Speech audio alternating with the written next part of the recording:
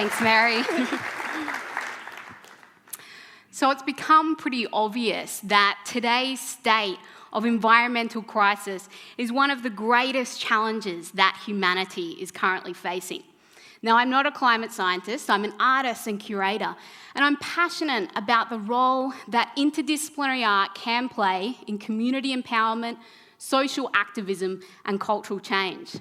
And as an optimist, despite this image, I also think we are living in one of the most exciting times. We've never been this connected.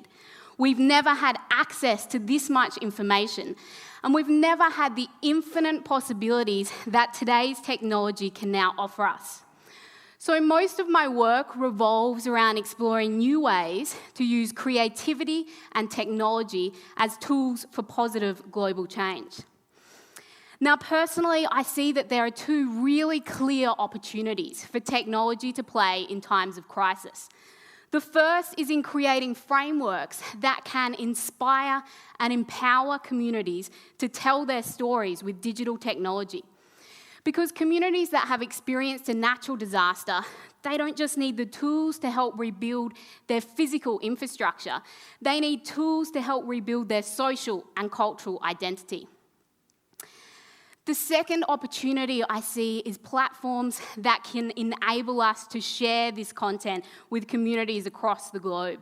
Because at a time where we are going to experience more and more natural disasters, one of our most important tools is going to be the ability to creatively share advice, ideas, and actions with other communities. Now, I also see these can be the interface for data-driven public artworks, and potentially create education and awareness around climate change, and possibly even inform communities of natural disasters before they actually happen. So there are plenty of people putting these things into action, and one of my particular interests and passions is the role that sound can play in this process.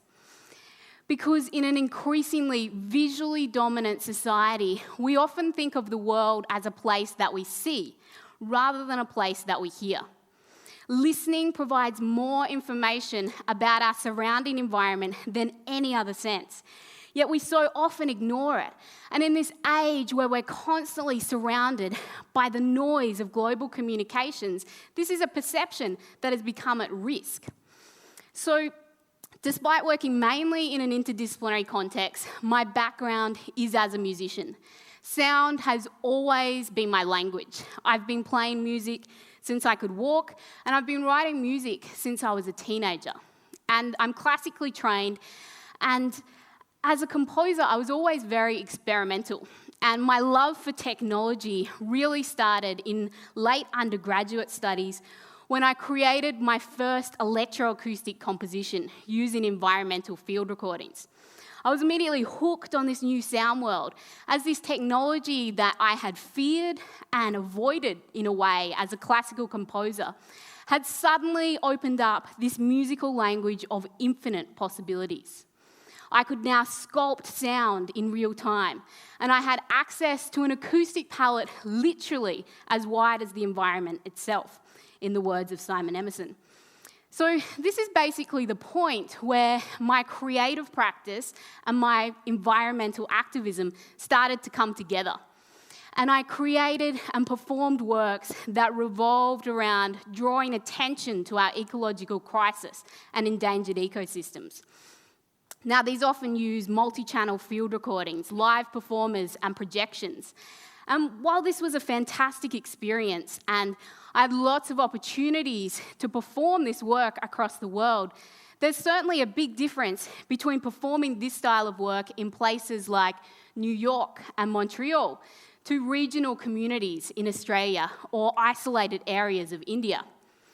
So I was basically challenged by some of the contradictions of my work, as the intention was to empower and inspire communities to listen to the environment. But I realised I needed more than just a performance to do this, particularly in areas that weren't traditionally exposed to this style of work. I needed to create education around these projects. So this was the point where my practice started to shift towards community engagement practice and education. It became about embedding these projects within a framework that's developed in response to these communities.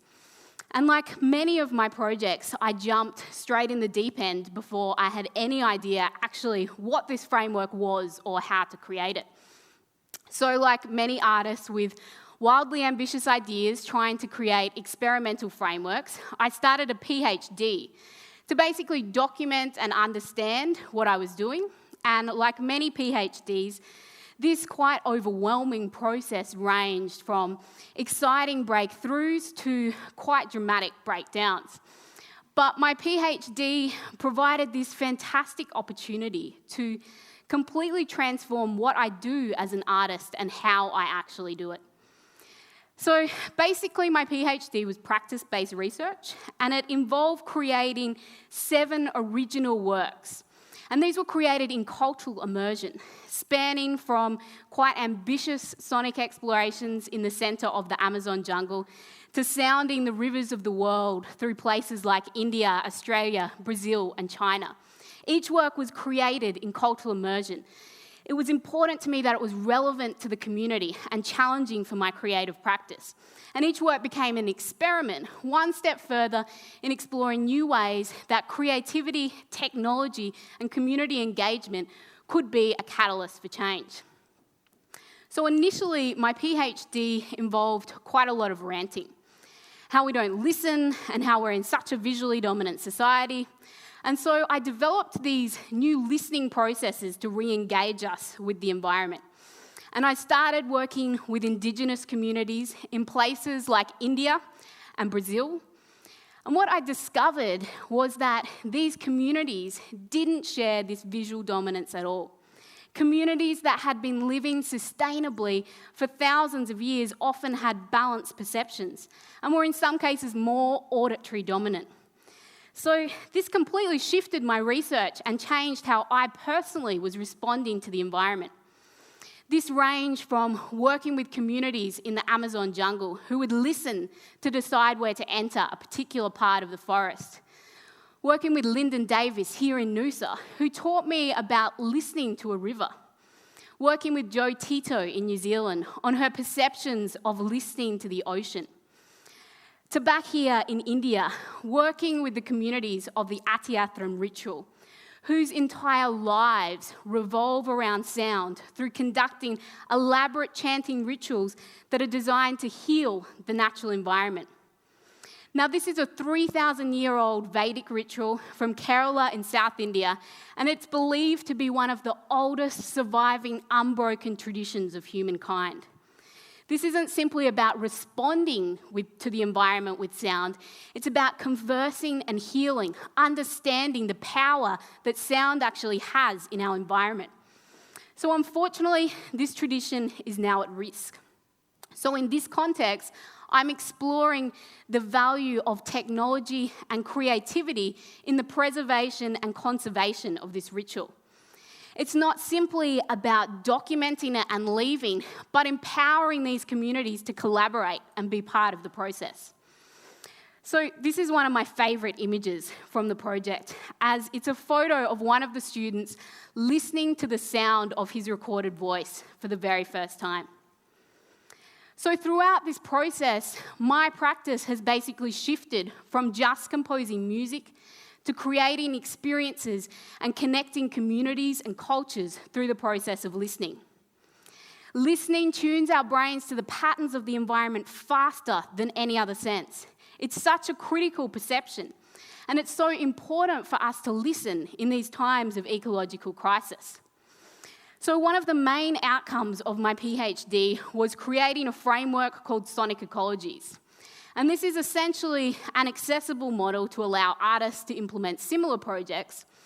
And it's basically underpinned by connecting creativity, technology, community engagement, and the process of listening to create cultural change.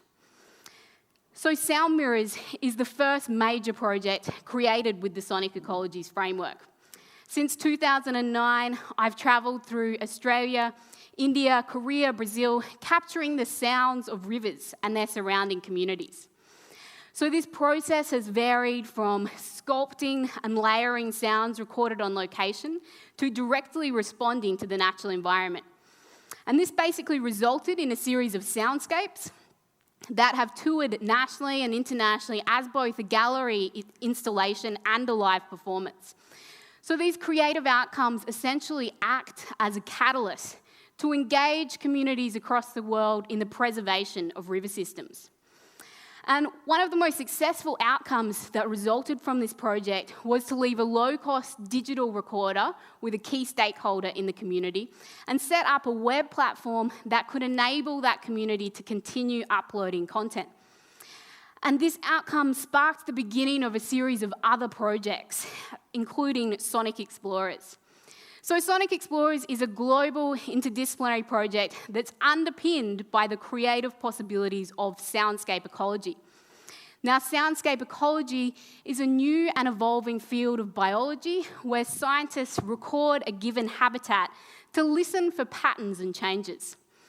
So the Sonic Explorers project basically involves sound mapping, installations, collaborative compositions, and workshops, all revolving around connecting young people to the environment through sound.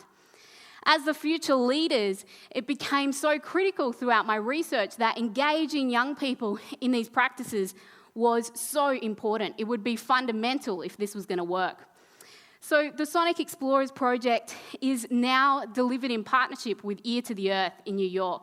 And it's essentially a global platform that's inspiring communities with young people across the world to listen and explore the soundscapes of their community. So the final project I want to introduce today is Biosphere Soundscapes. Now, this is by far my biggest project to date. And again, it's underpinned by the creative possibilities of soundscape ecology. So this is essentially a global project designed to empower and inspire people across the world to re-engage in listening in the environment. And it's also about reimagining the potential of UNESCO Biosphere reserves as learning laboratories for a sustainable future. So the creative content that's generated in this project is embedded in a virtual interactive sound map that calls attention to our changing sonic environments. Now, this also enables Biosphere network performances, collaborative compositions, and ultimately the ability to stream soundscapes in real time between Biosphere reserves. So there are now 610 Biosphere reserves in 117 countries. And these are sites that are managed by passionate communities who want to explore new approaches to the conservation of biological and cultural diversity. So these are ideal sites to test and demonstrate innovative approaches to sustainability. And this is the first major international project that's connecting the soundscapes of Biosphere reserves. So this all started right here in the Noosa Biosphere Reserve, and it's currently expanding in 10 Biosphere reserves across 5 continents, with the vision to map the soundscapes of 100 UNESCO Biosphere reserves in the next 10 years. So this is truly an art-science project, as on the one hand, the soundscapes are providing valuable scientific information. They can be used for biodiversity analysis and soundscape ecology. And on the other hand, it's a rich creative tool for multi-platform engagement online. So this is an example of combining passionate community engagement with the infinite possibilities of technology to inspire a culture of listening and environmental awareness. So from the Vedic chants in the backwaters of South India to these interactive sound maps that are connecting continents, these projects ultimately explore how sound can define our cultures and bind our communities, and ultimately how the process of very simply listening to the environment can change how we think and act and inspire us in these times of ecological uncertainty. So I want to finish this presentation today by playing you a very short soundscape. And I want to encourage you all to start actively listening, particularly to the sounds that you often ignore, to the sounds of your community, and to how soundscapes change throughout the day. So I want you to close your eyes and really listen to this example. This is a field recording I did in the centre of the Amazon jungle. It's commonly called the lungs of the world, and it's certainly one of the most important locations on Earth. But it's also one of the most endangered areas, with these forests constantly destroyed and left in silence.